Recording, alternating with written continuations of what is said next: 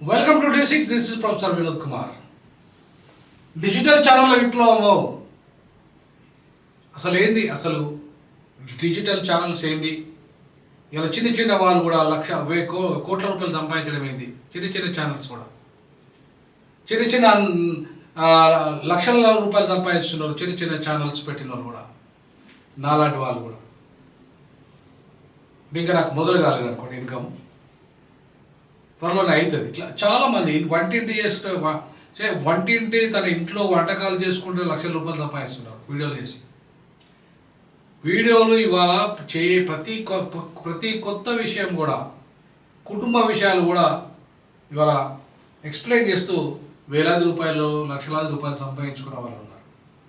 So వీటన్నిటి మీద చర్చిద్దాం. ఎందుకు అసలు మెయిన్ మీడియా ఇవాళ పడిపోయింది, డిజిటల్ మీడియా, సోషల్ మీడియా ఇలా ప్రజల ముందుకు వచ్చింది. సో మెయిన్ మీడియా, సంపన్న వర్గాల మీడియా, డబ్బున్నోళ్ళ మీడియా ఊడిపోయింది. పేద మధ్యతరగతి వాళ్ళ మీడియా ప్రజల ముందుకు వచ్చింది, ప్రజలు ఆదరించే స్థాయికి వచ్చింది. ఎందుకు? సో వీటిని చర్చిద్దాం. చర్చించే ముందు మన ఛానల్ ప్రజా ఛానల్, ఉద్యమ ఛానల్, దాన్ని సబ్స్క్రైబ్ చేయండి, షేర్ చేయండి, లైక్ చేయండి, కామెంట్ కూడా చేయండి. ఈ ఉద్యమానికి ఆర్థికంగా సహకారాన్ని కూడా అందించండి వీలైతే. ఇక విషయానికి వస్తే, ఆదాయపరంగా దేశ వినోద మీడియా రంగంలో ఇప్పుడు నంబర్ 1 సోషల్ మీడియాది, అంటే డిజిటల్ మీడియాది. 2024లో భారతీయులు మొత్తంగా 1.1 లక్షల కోట్ల గంటలు సెల్ ఫోన్ స్క్రీన్ మీదనే వాళ్ళు 1.1 లక్షల గంటలు వాళ్ళు ఇవాళ అది చేయగలిగారు. అంటే అర్థమైంది, సెల్ ఫోన్ అనేది చాలా కీలకంగా మారిపోయింది వాళ్ళకి. ఇవాళ సెల్ ఫోన్ చాలా కీలకంగా మారిపోయింది. సెల్ ఫోన్ అనేది ఇవాళ అత్యంత ఇంపార్టెంట్ ఆస్పెక్ట్గా మారింది. అంటే అర్థమైంది, ఇవాళ టోటల్గా ఆదాయము గతం కంటే కూడా టీవీ ఛానల్లోని దాటేసి డిజిటల్ ఛానల్స్ యాడ్స్ పెరిగిపోయాయి. లక్షల కోట్లు, 1.1 లక్షల కోట్ల గంటలు సెల్ ఫోన్ స్క్రీన్ చూస్తున్నారు జనాలు. దాంట్లో 70% సోషల్ మీడియా, గేమ్లో, వీడియోలోనే చూడడం జరుగుతుంది. 30% మాత్రమే మెయిన్ మీడియా చూస్తున్నారు. సో మెయిన్ మీడియాని ఇవాళ చూసే వాళ్ళు లేకుండా పోయినరు. సోషల్ మీడియా వెంబడి మొత్తం భారతీయులంతా కూడా 2024 లెక్కల ప్రకారంగా 1.1 లక్షల కోట్ల గంటలు మన సెల్ ఫోన్, అంటే సగటున ఒక వ్యక్తి రోజుకో 5 గంటలు భారతదేశంలో ఈ ఫోన్ చూస్తున్నాడు, ఈ సోషల్ మీడియా చూస్తున్నాడు. ఇది ఇవాళ ఇదే ఫోను మొత్తంగా ఈ ఫోన్ ప్రపంచంలో విప్లవాన్ని తీసుకొచ్చింది. అదే డిజిటల్ విప్లవం. సో ఈ ఫోను రోజుకు ఒక 5 గంటలైనా కూడా మనం వీక్షిస్తున్న కారణంగా 70% ఇవాళ మొత్తానికి సోషల్ మీడియా, ఈ ప్రజలంతా కూడా చూస్తున్నారు సోషల్ మీడియాను. మెయిన్ మీడియాను ఎవరు చూడట్లేదు, 30% మాత్రమే చూస్తున్నారు.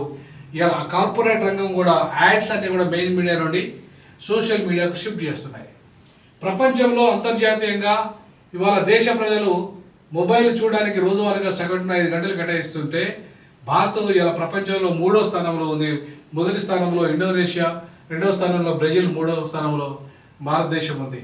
అయితే ఓవరాల్గా భారతదేశము అంటే డిజిటల్ని చూడడంలో నంబర్ 1 స్థానంలో ఉంది. ఎందుకంటే పెద్ద దేశం కాబట్టి ప్రజలందరూ ఎక్కువగా చూస్తున్నారు కాబట్టి. బట్ గంటల పరంగా చూసుకుంటే మాత్రం ఇవాళ మీకు బ్రెజిల్ కనపడుతుంది, ఇండోనేషియా అండ్ బ్రెజిల్ కనపడుతుంది. అవి ప్రపంచంలో నంబర్ 1 స్థానంలో ఇండోనేషియా ఉంటే, నంబర్ 2 స్థానంలో బ్రెజిల్ ఉంది, నంబర్ 3 స్థానంలో ఇండియా ఉంది. పూర్తిగా ఇన్ఫ్లుయెన్సర్స్ అంతా కూడా ఇవాళ ఎవరైతే కంటెంట్ తయారు చేస్తున్నారు, చిన్న వాళ్ళు కూడా ఇవాళ కంటెంట్ తయారు చేసుకుంటున్నారు. తనకు అనుకూలమైన కంటెంటే, గ్రామీణ కంటెంట్ కావచ్చు, ఫుడ్ కంటెంట్ కావచ్చు, ఏదైనా సరే ప్రపంచంలో ఇది అర్హత కాదు అనేది లేదు.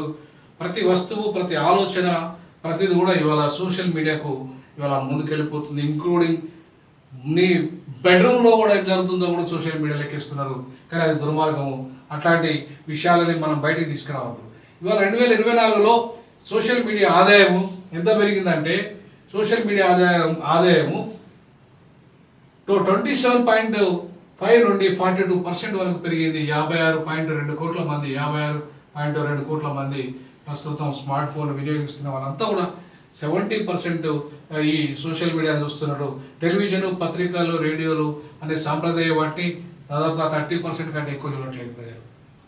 అంటే వాళ్ళ కార్పొరేట్ రంగం ఏదైతే మీడియా వాళ్ళు ఏదైతే అడ్వర్టైజ్మెంట్స్ ఇవ్వాలనుకున్నారో ఇప్పటిదాకా ఈ మెయిన్ మీడియానే వాళ్ళు ఆధారపడ్డారు. కానీ ఇప్పుడు అంతా టోటల్ షిఫ్ట్ అయిపోయారు. ఇవాళ టోటల్ సోషల్ మీడియాకు వాళ్ళ యొక్క అడ్వర్టైజ్మెంట్స్ ఇవ్వడానికి. అంటే ఇవాళ ప్రతి వారి ఆదాయం పెరిగే అవకాశం ఉంది. ఏ సెల్ ఫోన్ ద్వారా కూడా ఇవాళ చాలా మంది పిల్లలైతే పాపం వాళ్ళకి ఇట్లాంటి స్టూడియోలు పెట్టే పరిస్థితి లేదు.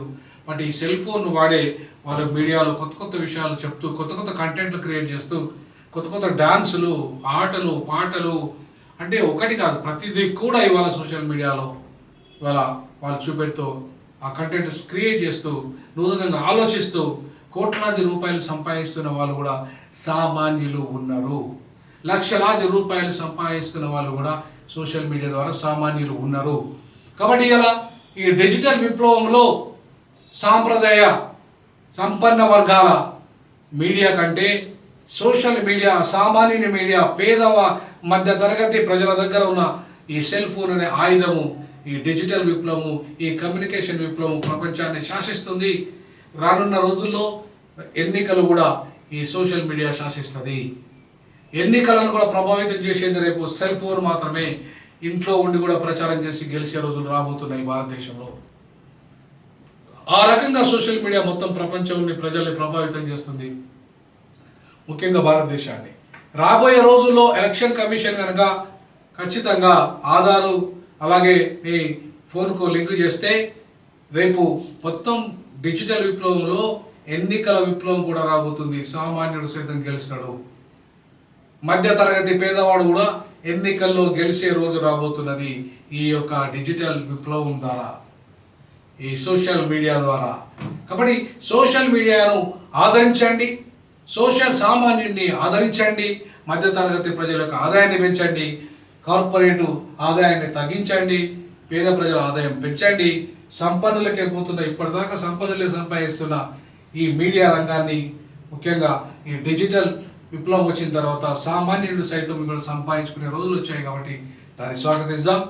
ఈ విషయంలో మీ యొక్క కామెంట్స్ను విరివిగా తెలియజేయండి అని చెప్పేసి D6 భావిస్తుంది. జై భీమ్, జై పులే, జై పెరియార్.